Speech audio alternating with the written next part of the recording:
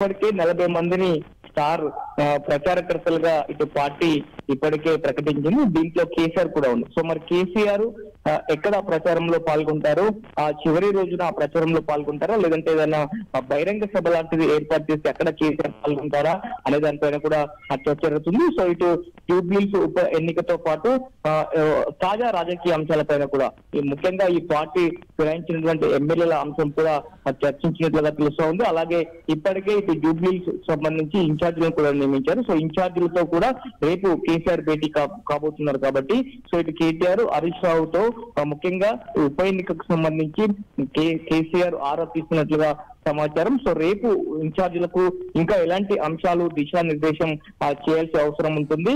So అలాగే ఎట్లా candidate Maganti Sunitha work style ఎట్లా ఉంది, సో ఏ అంశాలతో ఇంకా మరింత ముందుకు వెళ్ళాలి అనే దానిపైన, అలాగే బీఆర్ఎస్ పార్టీ ఈ ఉప ఎన్నికను చాలా సీరియస్ గా తీసుకుంది. ఎందుకంటే ఇది జూబ్లీస్ సెట్టింగ్ స్థానం, ఎలాగైనా గెలిచి సో గ్రేటర్ లో మేము బీఆర్ఎస్ చాలా బలంగా ఉంది.